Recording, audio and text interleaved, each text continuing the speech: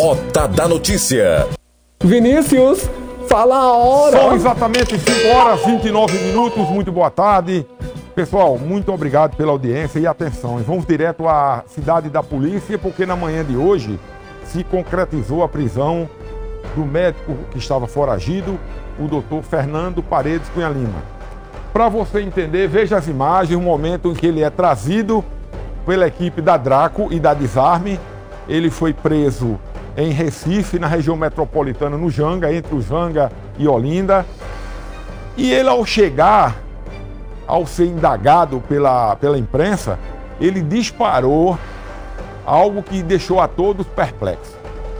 Vocês irão escutar daqui a pouco o áudio, é a chegada dele.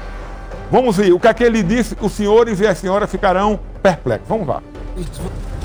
Tu, Fernando, arrependido depois de ser preso? Arrependido não, eu não fiz nada, velho. Tudo mentira. Porque o senhor estava foragido, então? Claro.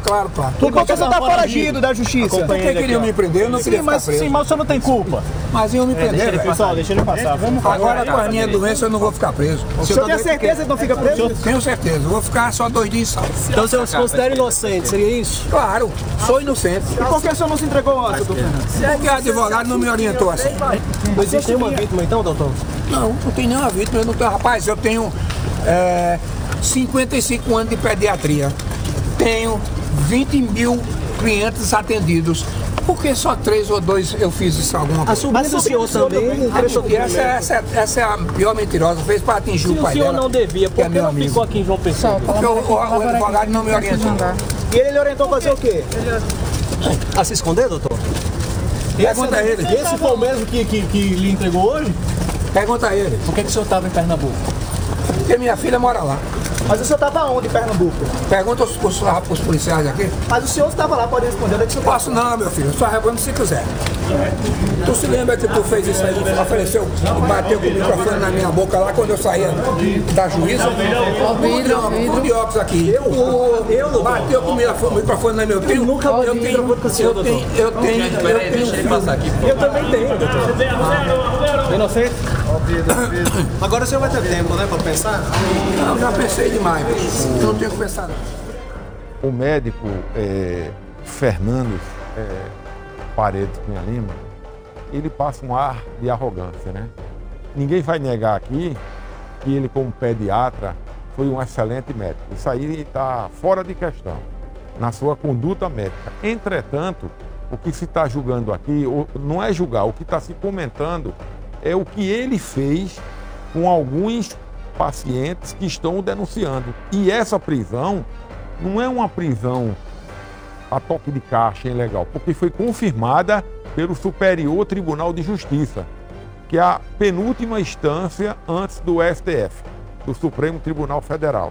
Ou seja, no início da investigação, que começou pela denúncia até de 2 sobrinhas dele, que ele cita aí, que era um problema que ele disse que a sobrinha queria atingir o pai, não é? Que é irmã dele, que é irmão dele, e ele disse que nega, que é algo pessoal, mas a coisa se transformou em algo de uma amplitude maior, quando outras mães procuraram a polícia para denunciá-lo.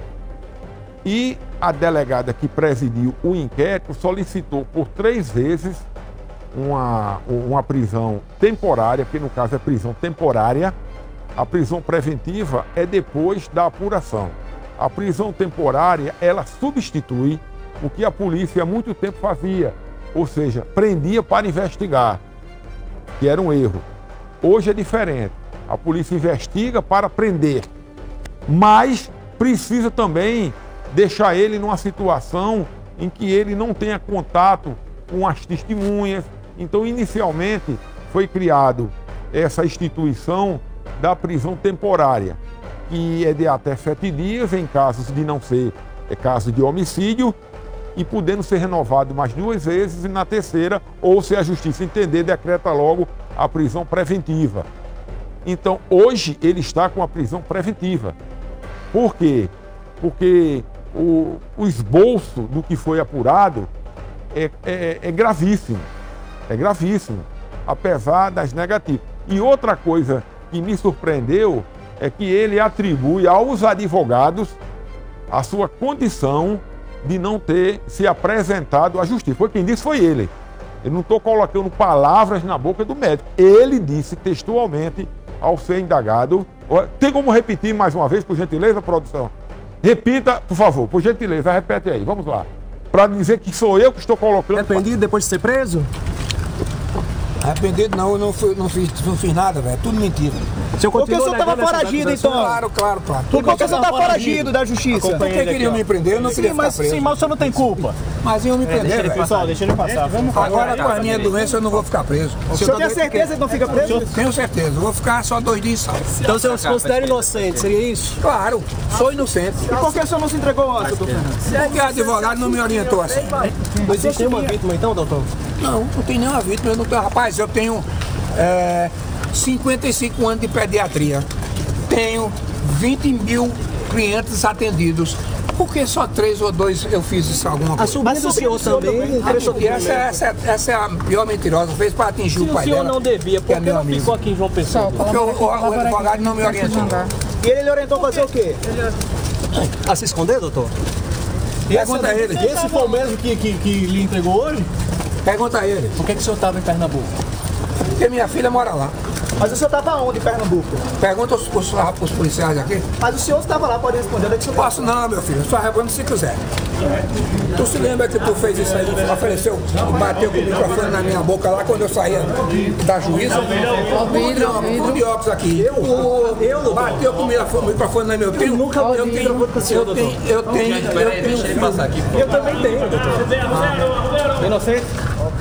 Ó, pessoal, aí você não tem dúvida em casa que ele disse que não se apresentou antes por uma orientação do seu advogado. Então não resta dúvida. Aí você pode em casa perguntar, nesses 120 dias, ele estava vivendo como? Em que local? Em que ambiente? Vamos ver as imagens. Por gentileza, põe na tela. Olha aí. Tomando sorvete, quer dizer, não está preocupado. Tomando cerveja, Heineken, rapaz. Estava preocupado com nada, meu Deus do céu, olha aí. É uma vida boa, tranquila, despreocupado. Não é? Quer dizer, será que isso é um sinal da impunidade?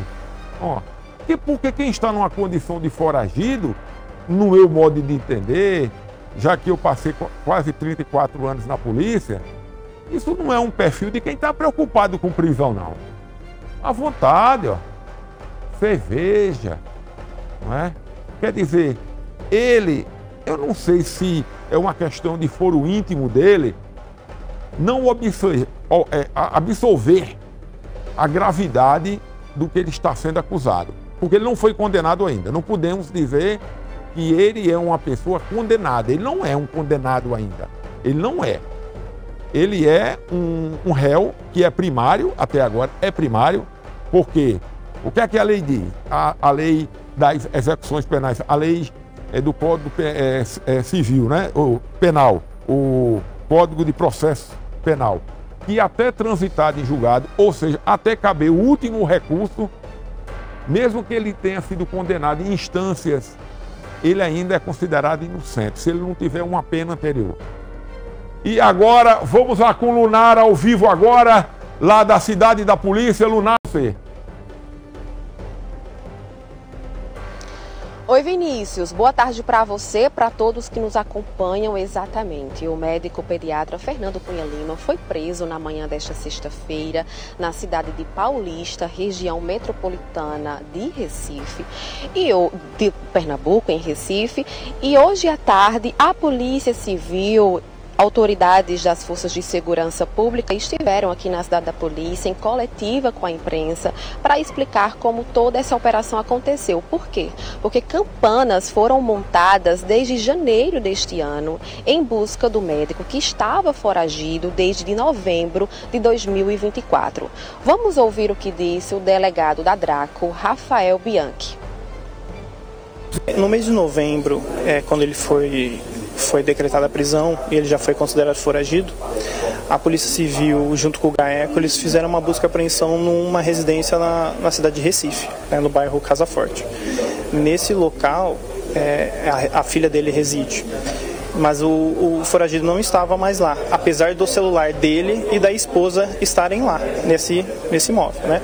A partir daí, foram feitas algumas diligências, só que estava muito difícil angariar informações. Nesses últimos 15 dias, nós conseguimos algumas informações de inteligência. E para apurar corretamente isso, precisa da equipe de campo. Então, nós montamos algumas campanas em alguns pontos de interesse em Recife, inicialmente em Recife, e depois conseguimos identificar um segundo ponto de interesse na cidade de Paulista, ali pertinho da capital. Então nós ficamos com campana em 2 locais, né? Nós conseguimos verificar também que algumas pessoas haviam visualizado a senhora em farmácias, padarias, né? Só que nos últimos dias, devido à repercussão na imprensa, eles começaram a não sair mais do imóvel, então dificultou muito o nosso trabalho. Mas, como nós tínhamos identificado um rapaz que fazia a logística de entregando alimentação, medicação, roupa no imóvel, nós fomos até a residência desse rapaz, montamos uma campana, conseguimos identificar qual era o carro que ele utilizava e seguimos esse carro. Nós identificamos que ele sempre parava num imóvel, num prédio residencial, descia com algumas sacolas e fazia a entrega desses mantimentos nesse imóvel. Só que esse imóvel haviam muitos blocos, né? Então nós precisávamos com cautela o bloco. Quando hoje nós conseguimos identificar qual era o bloco, nós entramos nesse imóvel e conseguimos identificar também um apartamento. Ao chegar no local, nós chamamos pelos moradores.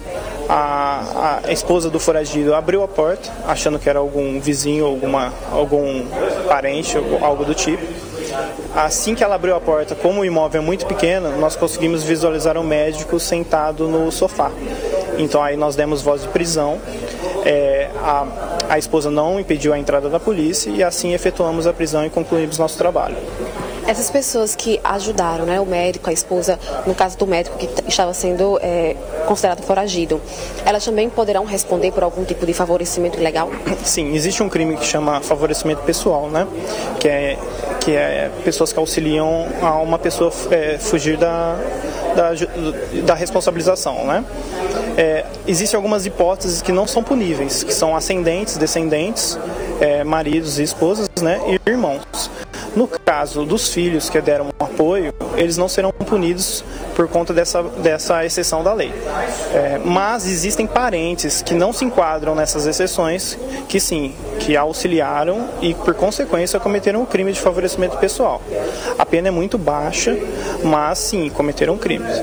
Agora, com relação a esse outro casal que dava auxílio material para o foragido, como ele não tem nenhum vínculo de parentesco, sim, eles também cometeram o crime de favorecimento pessoal. Mas, como esses crimes aconteceram na cidade de Recife e Paulista, ambos em Pernambuco, não cabe à Polícia Civil da Paraíba apurar esses fatos. Então, nós iremos comunicar à Polícia Civil de Pernambuco para devida apuração e instauração de inquérito policial.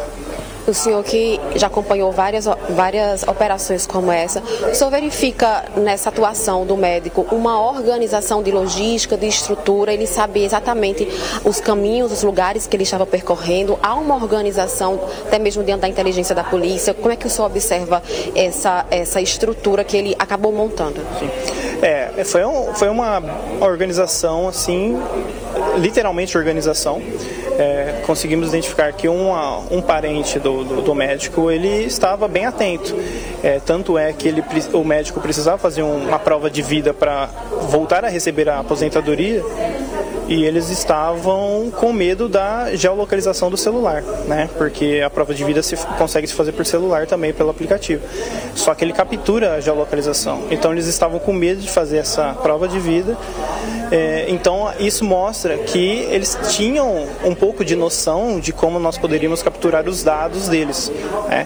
Então, realmente, se não fosse o apoio da inteligência da Polícia Civil, da Unintelpol, seria um caso muito difícil de elucidar.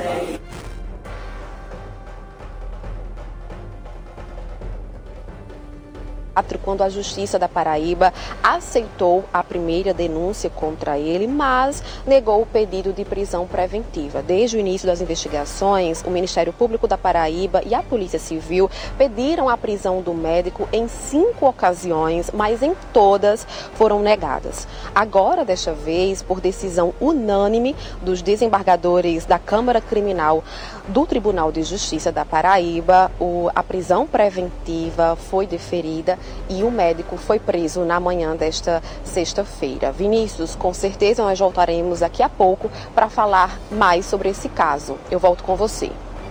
Ok, Lunara, parabéns aí. Daqui a pouco a Lunara volta. A pessoa tem algumas coisas para se complementar o que o delegado da Draco, da Desarme, falou. Primeiro, realmente a pena de favorecimento pessoal é mínima, é menos de 2 anos. Mas tem um detalhe: quando se tem uma associação de mais de 3 pessoas, tirando o grau ascendente, que é pai e mãe, e descendente filhos, esses não são punidos, não são. Mas tios, primos e essas pessoas que deram um apoio logístico, mesmo com a tipificação sendo que favorecimento pessoal, ou também poderia ir numa hipótese muito ampla, obstrução da justiça, aí já é duvidoso, mas a associação criminosa cabe. Porque se formou um grupo de pessoas para criar uma rede de proteção para ele. E para você ver que a situação tomou uma amplitude tão grande que jamais, num caso como esse, em uma outra circunstância, uma delegacia especializada como é a Draco. Você sabe o que é a Draco? A Draco, em todo o país, que as delegacias hoje elas são, as nomenclaturas são todas pela a Segurança Pública Nacional. Para você entender o que eu estou querendo dizer, elas trabalham com delegacias tipo roubos e furto aqui, tem roubos e furto em Recife, entendeu? Então a Draco, ela tem um alvo, não isso aí, esse tipo de coisa. Não. A Draco, ela combate tipos PCC, Comando Vermelho, você está entendendo? Seria assim, um criminoso de altíssima periculosidade ou um bando estritamente armado. Mas a coisa tomou uma repercussão aqui na Paraíba, aqui em João Pessoa, tão grande que foi necessário o doutor Jean e toda a cúpula da Polícia Civil determinar que uma equipe altamente especializada e munida de muitos veículos descaracterizados, porque se for utilizada aí uma nomenclatura, uma terminologia, que só quem é policial sabe. Eu sou policial aposentado, você sabe em casa. O que é uma campana? Campana é uma vigia de algo ou de uma pessoa 24 horas. Você tem uma ideia que a coisa é tão complexa que quando os policiais estão dentro de um carro, eles levam até um urinol para poder não abandonar aquela campana. Porque 1 segundo perde o alvo. Você está entendendo o que eu estou dizendo? O policial numa campana, ele tem que ter dinheiro para poder se alimentar onde tiver, não pode sair para ir para casa, ele não pode atender telefone de ninguém, a não ser os da polícia, ele não pode tirar 1 segundo de atenção daquele objetivo. Qual é o objetivo? Descobrir, nesse caso, qual era a rede de proteção. Olha aí, como é que ele vai alegar agora com essas imagens da piscina, da cerveja? Põe aí a da cerveja, que é um homem com comorbidade que precisa de estar num ambiente de... Olha aí, uma pessoa que está assim, ele necessita de uma cadeia especial, de um ambiente especial, porque pela propriedade dele, se ele tivesse se apresentado, aí eu vou dar uma opinião, que eu também sou bacharel em Direito, e eu respeito muito o advogado dele é um dos melhores, não vou dizer o nome, mas é um dos melhores. Eu conversei com ele, nós somos até irmão da maçonaria. E eu fui tentar questionar a ele qual seria, o que é que ele iria arguir na tese da defesa. Ele disse, não, eu não posso falar também, a gente não falou mais.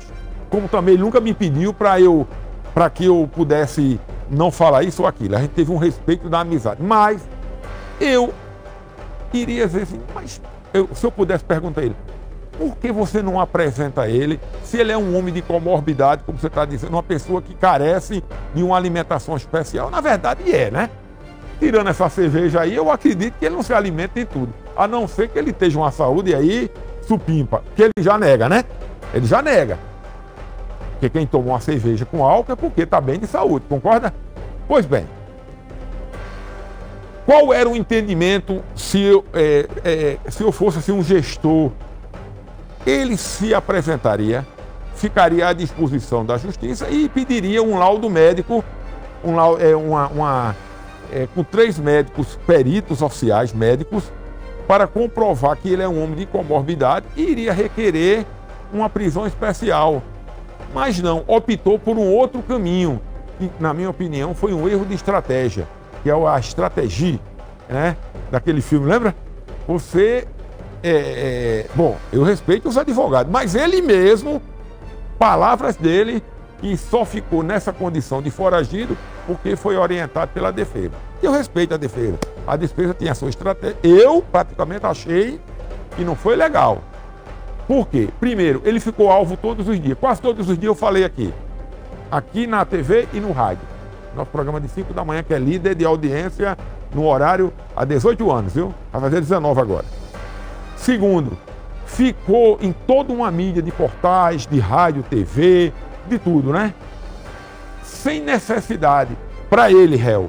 E se ele se arguir, veja bem, ele ainda não é um homem condenado. É bom frisar isso, pelo amor de Deus. Ninguém aqui está dizendo que ele está sendo acusado e tem um mandado de prisão confirmado pelo STJ. Fato. Olha, preste atenção, vamos entender agora pelo lado da justiça, o que é que o doutor Bruno Lins, promotor de justiça, fala sobre essa situação. Aqui na tela. No primeiro processo, já houve encerramento da fase de instrução. As testemunhas de acusação foram ouvidas, as testemunhas de defesa, o réu foi interrogado e as vítimas foram ouvidas e prestaram depoimentos fortes, confirmando e reforçando tudo que foi dito na esfera policial. Então as vítimas, tanto na esfera policial quanto na esfera judicial, confirmaram os abusos. E no entendimento dos tribunais superiores, em casos de violência sexual, a palavra da vítima tem uma especial relevância, porque em regra esses crimes são praticados sem a presença de outras testemunhas. E no caso, as vítimas foram sempre uníssonas, foram sempre com depoimentos firmes no sentido de que houve o abuso sexual, que elas foram abusadas, tanto as vítimas quanto suas mães, nos casos das vítimas muito pequenas que não foram ouvidas. Temos vítimas de, se não me engano, 4 anos de idade, que não foram ouvidas. As vítimas que tinham um discernimento maior foram ouvidas e relataram tudo o que passaram. Então ficou muito forte essa parte testemunhal. Essa prova testemunhal ficou muito forte no sentido de obter a condenação do réu. Doutor, lógico que tem a questão da idade dele e também a certeza da impunidade do médico é muito forte nas falas dele. Como o senhor já havia mencionado, seria muito importante que a justiça avaliasse a não optar pela prisão domiciliar, porque ele já provou que ele foge, ele é capaz disso e não tem nenhum impedimento. O que é que falta para a justiça acatar esse pedido de não oferecer ou de não permitir a prisão domiciliar? Quais seriam os trâmites judiciais para isso? Hoje, o que nós temos é uma prisão preventiva, não domiciliar. Então, após o recurso do Ministério Público, o Tribunal de Justiça da Paraíba decretou a prisão preventiva do réu.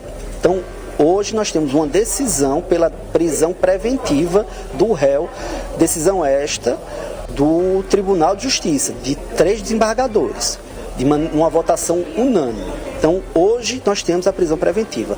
Há um pedido da defesa, formulado antes da prisão, que fosse substituída por prisão domiciliar.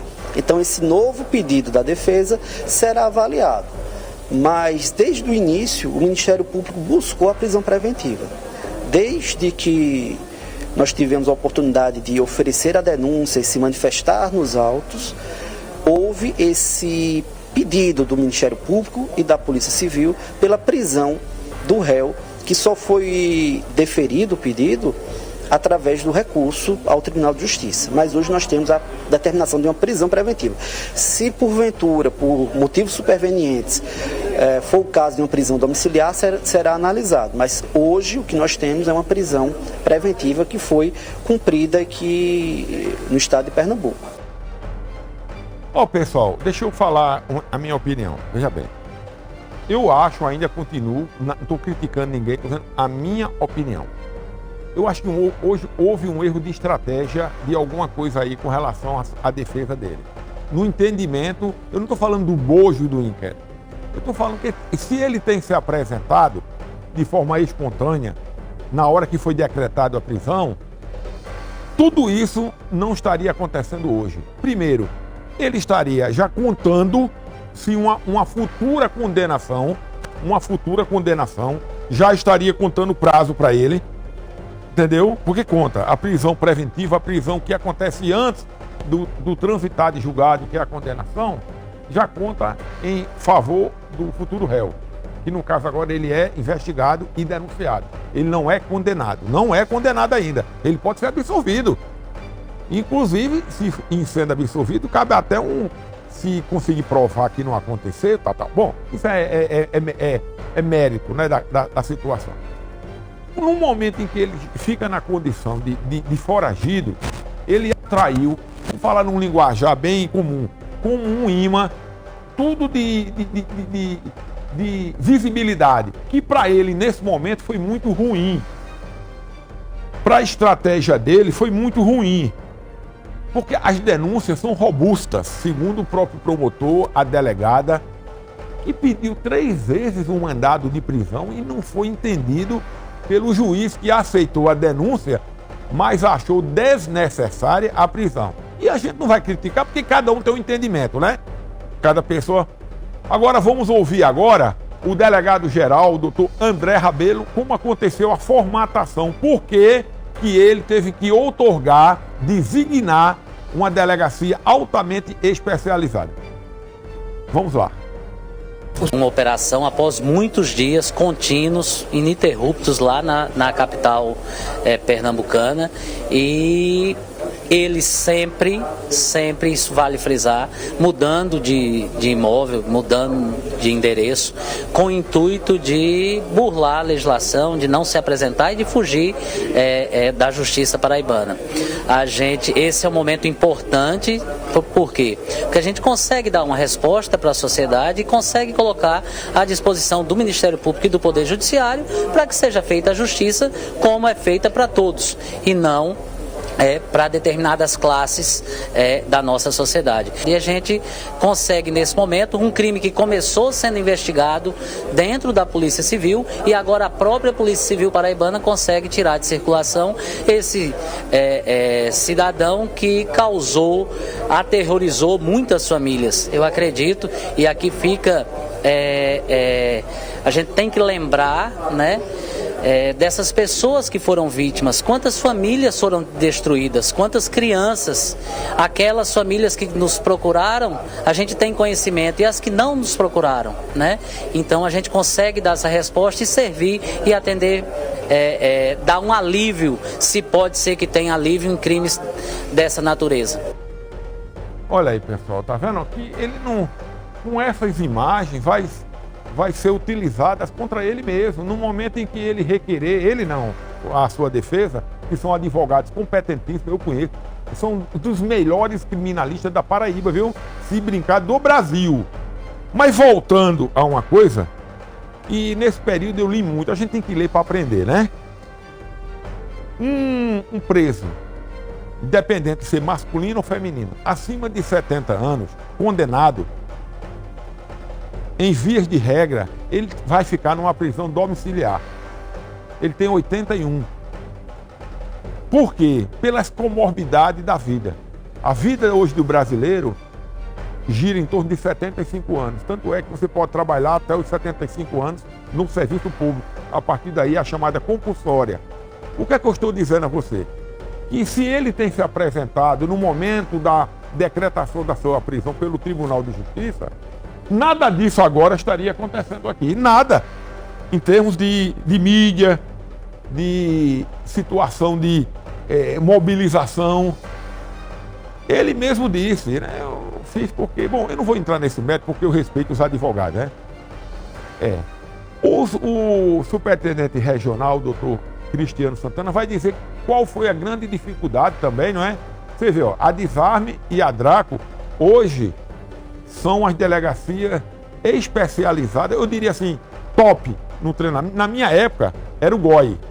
Era o GOI e a roubos e furtos. Eram as delegacias bem mais armadas, bem mais preparadas para o combate. Porque quando a gente diz preparado, é para o combate com o crime organizado. Que é quem responde, quem tem poderio de fogo para contrapor a polícia. Você vê que foi utilizado o quê? A Draco. Utilizado a Desarme. Vamos ver agora o que é que disse o doutor Cristiano Santana. Põe na tela. O pedido de prisão preventiva foi formulado pela então delegada à época da Unidade de Repressão aos Crimes contra a Infância, doutora Isabel. O primeiro pedido foi no final do mês de julho. O primeiro pedido de preventiva em desfavor do médico foi formulado no final do mês de julho. Pedido esse que foi negado pelo judiciário. Em seguida foram formulados novos pedidos, da mesma forma indeferidos. O inquérito foi finalizado, aberto um segundo procedimento já com novas vítimas, onde reiteraram-se os pedidos de prisão contra o investigado, contra o médico. Esse pedido, de fato, conforme é de conhecimento de todos, esse mandado só foi expedido quando chegou em grau de recurso pela Câmara Criminal, de forma unânime, no final do mês de novembro, quando, enfim, depois de vários pedidos reiterados da autoridade policial, tanto em relação ao primeiro inquérito, como em relação ao segundo procedimento, indeferidos de forma recorrente, quando, enfim, a Câmara Criminal expediu o mandado de prisão preventiva final de novembro. É bom que se destaque todo esse cronograma de julho até novembro. E são vários meses, ele permaneceu foragido, quando hoje, finalmente, uma operação com total êxito, o apoio aqui do GAECO e o apoio fundamental da inteligência da Polícia Civil para que se desse cumprimento ao mandado de prisão, o que ocorreu no estado de Pernambuco. Agora, é claro, ele tem 81 anos e até reage de uma maneira irônica, falando que vai ficar preso apenas 2 dias, que ele é inocente. Como é que a justiça visualiza? Isso é um agravante, não é verdade, doutor? O fato da idade dele já ser avançada. Não. A idade, por si só, não gera qualquer impedimento para que ele permaneça em cárcere, que ele permaneça preso. Não há qualquer impedimento nessa análise individualmente, apenas de forma etária, pela idade dele. Não há impedimento. E é nisso que vai ser demonstrado, inclusive nos relatórios da inteligência da operação, de que ele estava fugindo em vários imóveis. Há como demonstrar a localização dele durante esses 3 meses de fuga em vários locais diferentes. Então, mas aí cabe essa análise, primeiramente ao Ministério Público, que vai emitir um parecer, e ao Judiciário, né? O nosso cumprimento foi feito aqui, o inquérito foi finalizado, como tem que ser, e a prisão realizada pela Polícia Civil do Estado da Paraíba, dando fim, né, a essa fuga, e agora ele está à disposição do Judiciário. Pessoal, é assim, veja bem, a idade é um atenuante para o cumprimento da pena, não é agravante. O que é agravante? É algo que... O que é agravante? Isso é agravante. Porque quando os advogados arguírem que ele é um homem debilitado, que ele é um homem doente, que ele é um homem com comorbidade, vai dizer, como? Tomando cerveja, uísque e o que for. Mas a idade, por si só, não é um fator, mas qualquer magistrado, o pedido do advogado, no caso agora que vai pedir a ele, pedir a prisão em casa, não é que o juiz conceda logo, não. Ele abre vista ao promotor e também abre e solicita a um grupo de peritos médicos que comprovem se o que... Atenção! Lunara, agora, vamos voltar! Lunara agora, de lá da central! Vai lá, Lunara! Oi, Vinícius, boa noite mais uma vez. Nós estamos aqui na cidade de Polícia Civil. Bem aqui é a carceragem. Aqui o doutor Aécio Farias Ele está prestes a entrar aqui na carceragem porque o doutor Fernando Cunha Lima já está aqui na cidade da Polícia Civil, já passou pelos exames do IML, de corpo de delito. E aí agora o advogado de defesa, o doutor Aécio, vai conversar com o doutor Fernando para saber como é que ele está, Fernando Paredes Cunha Lima, para saber como é que ele está e, lógico, também conversar e compartilhar aí as estratégias da defesa. O doutor Aécio, inclusive, já nos adiantou que o pedido de habeas corpus da defesa é para que ele seja julgado, para que a audiência aconteça, inclusive a audiência de custódia aconteça em Recife, porque ele tem familiares, porque ele tem filhas por lá também, já estava por lá, inclusive ele foi preso em Paulista, na região metropolitana de Recife, e nesse momento o doutor Aécio aguarda para poder conversar com o pediatra acusado de abusar de 6 crianças. Como estamos noticiando desde cedo, o pediatra foi preso na manhã desta sexta-feira e durante a tarde a Polícia Civil compartilhou em coletiva de imprensa como é que foi feita essa operação em conjunto com a inteligência da polícia, Draco, Polícia Civil, e agora ele já está aqui na carceragem. Doutor Aécio, imagens de Aaron Lavô, pode se aproximar mais um pouco para poder mostrar os trâmites do doutor Aécio enquanto aguarda para conversar com o pediatra Fernando Cunha Lima, que foi preso na manhã desta sexta-feira. Lembrando que há uma possibilidade enorme da audiência de custódia aconteça em Recife, no Pernambuco. Vinícius, eu volto com você.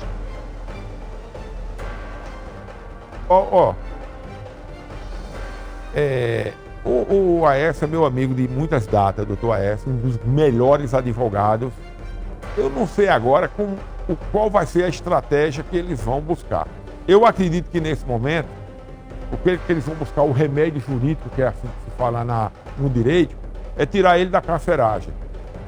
Porque ele é nível superior, não é por ser médico, é nível superior, ele teria direito a abrir. Se bem que hoje isso é muito questionável, não é? Hoje já não é tão bem como era antes, a prisão diferenciada, em um ambiente diferenciado. Mas somado isso aí à idade dele, entendeu? Porque ele precisa, eu acredito, bem, é o que eu entendo que ele precisa de medicação, né? E depois daquela cerveja toda, eu já fiquei até, com todo respeito, né? Porque quem tomou uma cerveja boa daquela é porque está com a saúde perfeita. Eu entendo assim, né? E ele como médico, mais ainda. Quando é com um leigo como eu, você, amigo, assim, a gente toma, às vezes a médica diz que não é, o médico a gente desobedece às vezes, né? Mas ele conhece o corpo dele, né? Melhor do que ninguém, concorda? Então, eu tenho certeza que com o doutor Aécio, pela deferência que ele tem à nossa equipe, ele vai falar. Claro que ele vai agora, nesse momento, conversar com o médico. Assim, é uma situação até constrangedora, porque em primeiro momento, o que foi planejado não era do jeito que eu estou falando assim, no entendimento dele, o que ele pensou. Eu acredito que quando ele combinou e o médico não se apresentou, era que ele tinha quase certeza que na instância superior, no TJ daqui e no STJ, Supremo Tribunal de Justiça, não é? Ele iria relaxar essa prisão e transformar ela em prisão, talvez domiciliar. Não deu certo. Doutor André Lima agora, o seccional, vamos ver, responsável pela prisão. Vamos ver, doutor André Lima. A importância da Polícia Civil nesse momento, da delegada de polícia, foi fundamental, né? Na celeridade que teve o procedimento. O primeiro inquérito não foi nem 20 dias e emendando o segundo inquérito, foi menos de 30 dias entre a primeira denúncia e o final do segundo inquérito. Nas vésperas do 8 de março, não é verdade, doutora, essa prisão reforça ainda mais a importância de denunciar qualquer tipo de crime, de abuso, não importa quem seja, não importa a autoria. Exatamente, porque como já está relatado, o abuso sexual, ele deixa marcas para o resto da vida, né? E é aquela coisa assim, a gente não tem ainda muitos casos que são subnotificados. Nós temos uma demanda hoje na delegacia de repressão muito grande. temos um atendimento diário constante, realmente um público enorme. A grande maioria dos crimes, eu digo assim, eu acho que 80%, 90% dos crimes são denúncias de abuso sexual na delegacia, e a grande maioria são de mulheres, né? Então, realmente, assim, é fundamental que, se você tomar conhecimento, né, se você souber, denuncie, porque às vezes as pessoas acham que dentro da família eu não vou me meter. Ainda tem essa cultura, nós temos essa cultura aí de que não, lá da família não vou ficar calada. Só que assim, o bem que você vai fazer àquela criança, àquela adolescente, se você denunciar, você não vai saber o bem. E sem falar na proteção que você vai, quando essa pessoa for punida ou presa, quantas pessoas ela pode deixar de abusar? Porque o que é que eu entendo? Que a pessoa que abusa de uma criança, ele não abusa só de uma. Ele vai abusar de várias assim que ele tiver a oportunidade. Pessoal, essa tipificação criminal de abuso contra a criança é das mais perversas. Porque qualquer criança, você tem filho, eu tenho um filho e neta, a criança tende a confiar no mais velho quase cegamente, não é verdade? Concorda? Quando gosta, e principalmente o médico, que a gente tem um maior carinho e respeito por todos os médicos e médicas, não é verdade? Você vê que a minha netinha, quando vai visitar a médica dela, tia, chama de tia, você vê intimidade de confiança, não é verdade? Eu, adulto, não vou mentir, só tomei a vacina porque minha médica disse que era boa, que era necessária, boa não necessária. Se ela dissesse não tomaria não. Podia dar sangue na canela. Você está entendendo o grau de confiança? É isso que eu estou querendo dizer. Então, esse é o tipo de situação que, além do fato em si que já é hediondo, gravíssimo, de um homem molestar sexualmente crianças, somado-se a isso, aí é que eu quero dizer, quando eu digo, essa tipificação criminal é aquela que o inimigo está no ambiente de confiança das vítimas. Você está entendendo? É como assim, você colocar dentro de um galinheiro uma raposa para tomar de conta. Ou seja, aquilo que deveria ser proteção virou o contrário. Então esse é o tipo de crime, de fato criminoso. Entenda bem, ele ainda não foi condenado, apesar do trabalho excelente da polícia, dessa delegada. Ela deu um show. Olha, entenda bem, no início ele era investigado. No começo, qualquer pessoa, quando se inicia uma investigação, até ter uma prova robusta, ele é investigado, homem ou mulher. Fulano é investigado, fulano é investigada. Quando a polícia já tem uma certeza mínima da sua participação, ele passa a suspeito. Já aumentou um grau, correto? Quando essa suspeição tem mais algo robusto e se pede a prisão, ele já é acusado, porque ele já foi denunciado pelo Ministério Público a pedido da autoridade policial, que quem pede é a autoridade policial. O juiz abre vista para o promotor chancela o pedido do advogado, da delegada, e ele confirma. Só que nesse caso houve algo diferente. A delegada pediu 3 vezes, o promotor corroborou, mas o juiz não entendeu que não era necessário. Não é que o juiz disse que ele era inocente. Entenda bem, que naquele momento o entendimento do juiz, ele achou que não era prudente a prisão. Ele tem os motivos dele e ninguém vai questionar aqui. O bom jornalismo recomenda também ouvir o outro lado. Vamos ouvir o doutor Bruno Girão, primeiro o advogado das vítimas, né? E depois vamos ouvir o advogado do acusado. Vamos lá. Com imensa alegria essa notícia da prisão do réu Fernando Paredes Cunha Lima, mas sabemos que ainda não é o momento de cantar a vitória, baixar a guarda, né? Uma vez que diante do posicionamento da Justiça da Paraíba, quando foi postergado por tanto tempo a decretação da prisão preventiva do réu Fernando Paredes Cunha Lima, existe um novo pedido, né, pela defesa do réu para que ele possa responder ao processo em prisão domiciliar.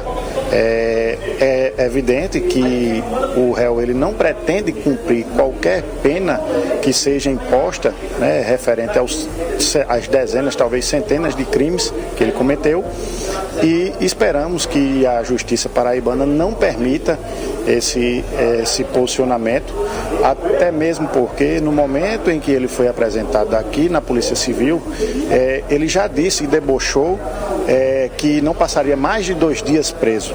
Então, se for posto em liberdade, seja em prisão domiciliar ou com cautelares restritivas de direito, é evidente que ele vai novamente foragir, e todo o trabalho de 4 meses que foram efetuados pela Polícia Civil, pelo Ministério Público, por meio do GAECO, será totalmente em vão. Agora, o senhor, é claro, que mantém contato com as famílias, com as vítimas. O senhor teve contato com alguém hoje? Como é que elas receberam a notícia? Como é que elas estão? Sim, as famílias estão em êxtase, né? Era um momento, né, o primeiro passo para que se fizesse justiça, né? E não tem palavras para definir a sensação que elas vêm sentindo nesse momento. Uma felicidade pela prisão e um alívio por saber que não estão mais em risco e que outras crianças não vão ser colocadas mais em risco enquanto Fernando Cunha Lima estiver atrás das grades. A defesa teme que a prisão domiciliar seja revertida, que agora ele tem a prisão preventiva, mas caso a prisão domiciliar seja deferida, caso a defesa, né, entre com esse pedido, há um temor dele fugir novamente?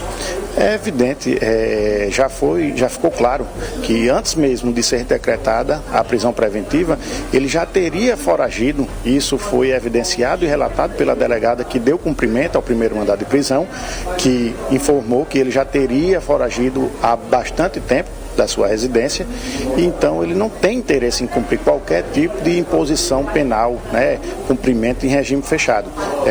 Trazer aí essa possibilidade, esse benefício, dar a oportunidade para que ele venha a foragir novamente, mesmo que seja aí incluída uma cautelar com o uso de tornozeleira eletrônica, mas sabemos que é um meio de segurança um tanto quanto frágil, posto que se ele fizer o rompimento dessa tornozeleira, até que alguma unidade venha até o local onde ele deveria estar resguardado, ele já pode estar aí muito longe. E aí tudo que foi feito, todas as buscas, todas as diligências, o dinheiro público, né, que foi investido, e não foi pouco, para capturar esse réu de dezenas de crimes sexuais contra crianças, teria sido jogado no lixo. Rapaz, como o doutor falou, né? Como ele não obedeceu à justiça, ele não demonstrou respeito à justiça, embora ele tenha dito que foi uma estratégia. Ele que disse, eu não estou dizendo que ele disse, ao ser indagado quando chegou na viatura da Draco, que não se apresentou antes, que foi uma estratégia da defesa. Ele que disse, o médico. Bom, o bom jornalista também recomenda ouvir a defesa, no caso dele. Dr. Lucas Mendes, vamos ver. A prisão ocorreu, como já noticiado, no estado do Pernambuco, mas estranhamente trouxeram Dr. Fernando Cunha Lima para o estado da Paraíba. No entanto, é pacífico o entendimento jurisprudencial, o entendimento do próprio CNJ, Conselho Nacional de Justiça, que a audiência de custódia deve ocorrer no estado em que foi cumprido o mandado de prisão. E aí trouxeram para o estado da Paraíba Fernando Cunha Lima, mas vi algumas notícias, inclusive, de declarações, salvo engano, do promotor, de que ele deveria passar pela audiência de custódia já no estado do Pernambuco. Inclusive, impetramos um habeas corpus no plantão para que fosse efetivado o cumprimento do mandado de prisão e a audiência de custódia no estado do Pernambuco, conforme prevê jurisprudência, CNJ, enfim. O doutor Fernando, quando chegou aqui na Central de Polícia, ele comentou que estava foragido, escondido, por até mesmo por recomendação da banca de defesa dos advogados. Vocês recomendaram realmente isso ao médico? De forma alguma. O último contato que tanto eu como o doutor Aécio tivemos com Fernando Cunha Lima foi antes da audiência de instrução. A audiência de instrução ocorreu antes mesmo que tivesse o julgamento do recurso interposto pelo Ministério Público, que foi onde foi decretada a prisão preventiva dele. Tivemos o contato, tratamos nessa audiência a questão da audiência de instrução, única e exclusivamente nesse sentido. Após isso, nós não tivemos nenhum contato com o Fernando Cunha Lima.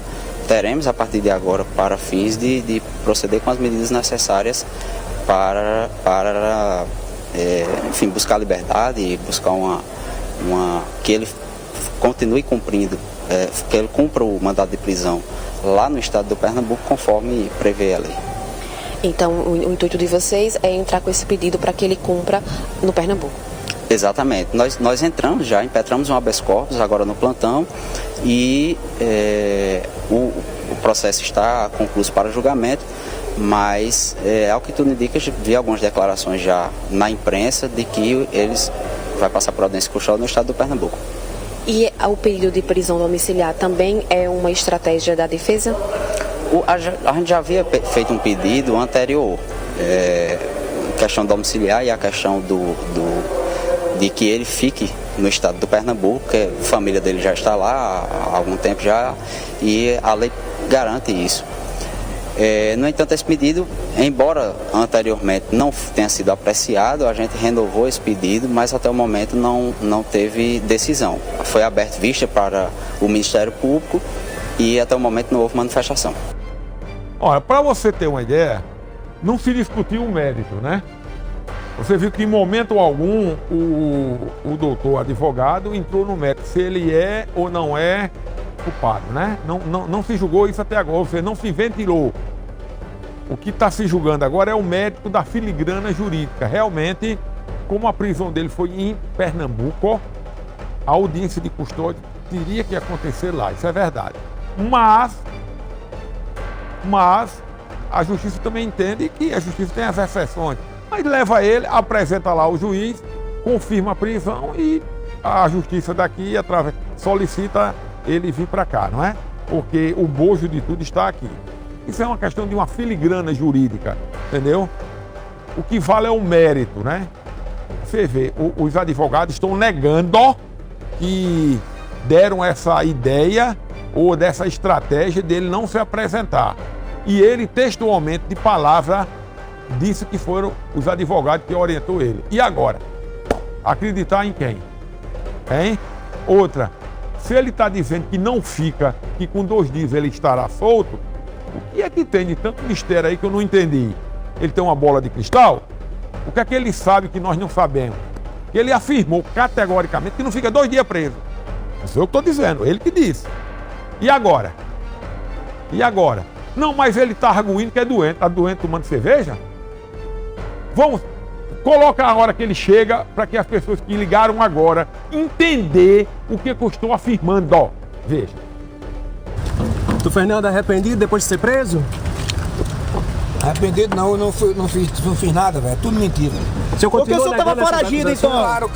Por que o senhor está foragido da justiça? Porque queriam me prender, eu não queria ficar preso. Sim, mas o senhor não tem culpa. Mas iam me prender, velho. Pessoal, deixa ele passar. Agora, com a minha doença, eu não vou ficar preso. O senhor tem certeza que não fica preso? Tenho certeza. Eu vou ficar só 2 dias só. Então o senhor se considera inocente, seria isso? Claro, sou inocente. E por que o senhor não se entregou antes, doutor Fernando? Porque o advogado não me orientou assim.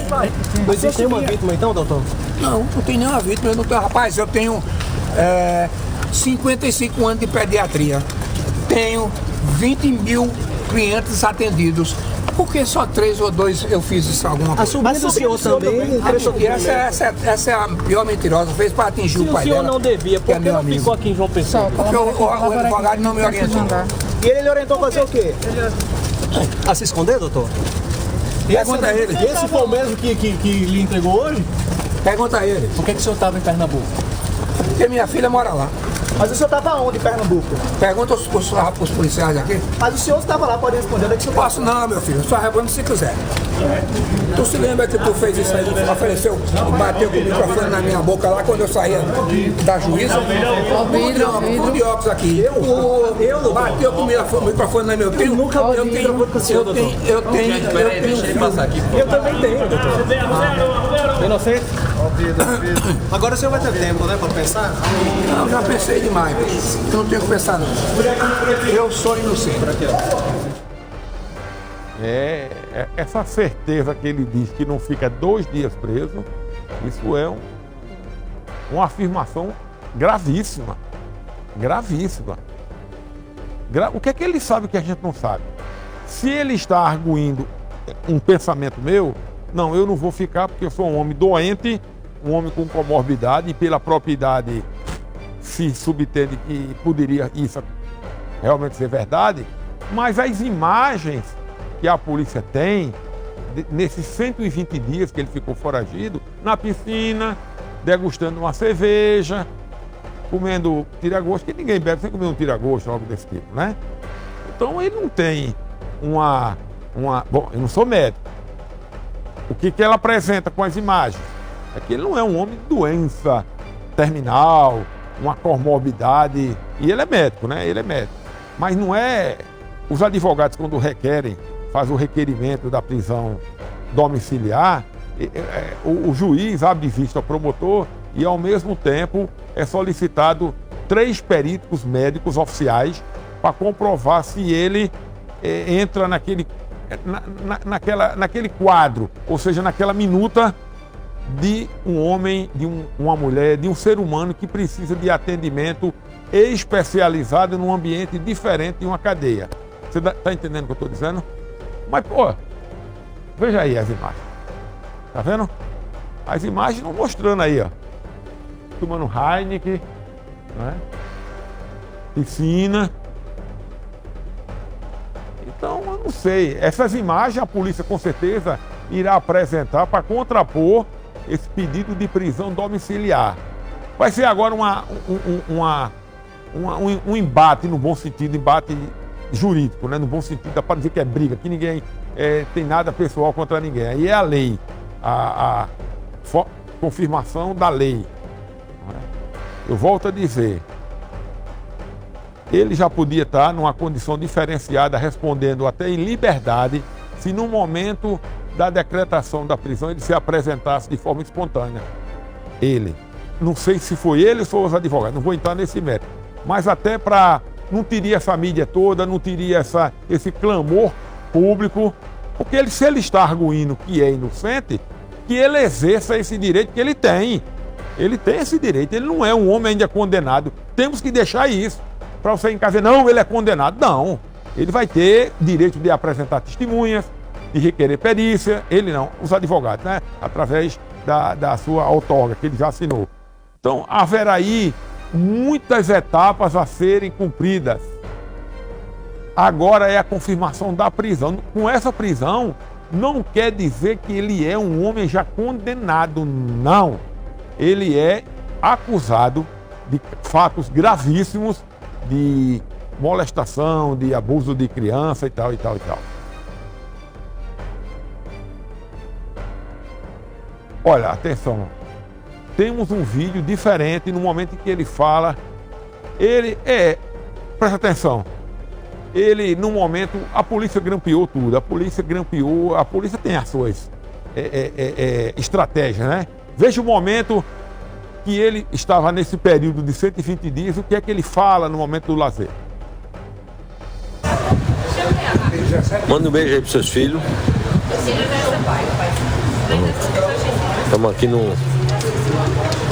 Estamos no Beijo Pirata de Porto. Vamos comer uma peixada, depois saímos daqui e vamos comer uma jaca com caldo de cana e bolo bacio. Mas está confirmado que essas imagens são nesses períodos de 120 dias, não é? Então, ele não teve o temor, porque qualquer ser humano numa condição normal, eu estou dizendo, não sairia de casa para num ambiente desse. Imagina aí se a polícia já tivesse no seu encalço uma prisão num local aberto desse.